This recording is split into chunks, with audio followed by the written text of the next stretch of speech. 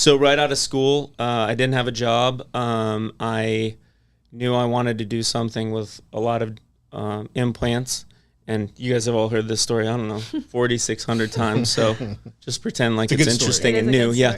So I had heard about a guy who was doing a lot of implants, and didn't talk to him a lot, but he gave me a phone call about a week after I graduated. I didn't have a job lined up or anything. It was a little bit just kind of picking things out. And there's a lot of different ways that you can practice dentistry, right? You can go buy your own practice. There's a lot of different things. So when he called, and I missed his call initially, I knew exactly what he was talking about. And he was talking about a job that was sort of like the job of dreams as you're coming out of school. And it was sort of just luck. And it was up in Jacksonville. I had already lived down here in South Florida. And so for about 7 or 8 years, I commuted back and forth, 4 hours there, and would stay there for a couple of nights and come back. And when I first started working there, we did a lot of different types of procedures, almost anything that I was trained to do. But what I fell in love with was sort of that change in the smile, right? The change in the patient's life, and sort of that quick reward, and being able to kind of focus on one person. And so we kind of went through a lot of different iterations. And what we'll end up talking about in a lot of different podcasts is that it's very time consuming, and it can be very like, we kind of always would talk about it like the dark storm cloud that comes after you get the teeth glued together and you get them in the mouth and you get the video for Instagram. What happens after that, or what did happen after that, was always could be a very frustrating process. And so to my old partner's benefit, he was on that side and was, instead of just saying, you know what, we're not going to do these, I don't like rain clouds in my office, he switched up the game, and we started going down a path of what does it look like to get finished a little bit quicker and a little bit more straightforward. So long story short, through a lot of different moves and a lot of different businesses and models, we ended up down here in South Florida in 2020.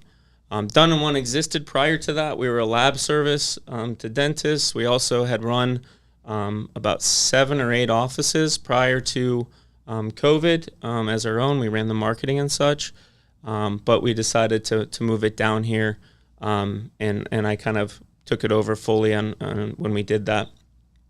The funny part of the story with you guys is we did that sort of from the van when we would go back and forth to Jacksonville, and so a lot of the strategies and a lot of the mindset was really set in those hours and hours of time. And if you saw where we were making decisions and coming up with ideas, it was pretty funny. We actually, when we first started, remember we would joke that if we were going to have a meeting, it couldn't be in a room because we wouldn't be able to make any decisions. Like, we'd need to go out in the car and to decide how the banter and the flow worked. Yeah, and just for listeners, this was a 4-hour drive, 3 days a week. We would leave at, 3 a.m.? Yeah, about 3:30, 4 a.m., and straight through. There was one right stop. Into surgery. We had to always stop at the same gas station because that was always a nice little. You pick me up for the continuing the conversations on the way to Jacksonville. But good tradition.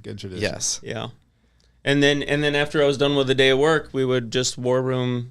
We would stay in the same hotel and war room and kind of really develop the basis of what Dun & One is. And to go back to your question, now this is all I do. I only work in full arch, and now specifically I only do the full arch surgery anymore. I've done every little aspect along my journey, but from 2013 to now, I've done around 6,000 arches.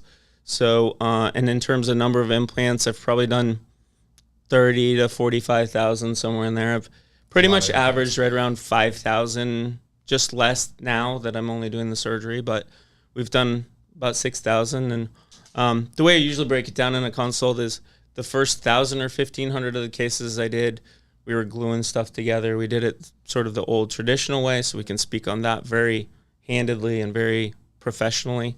And then sort of that last like 3,000 or 4,000, 5,000 cases that we've done it this way. And since going out on our own in 2020, I think we've had probably 1,500 arches or so of that sort of mix. And so things have kind of ebbed and flowed, but we've had a really good journey.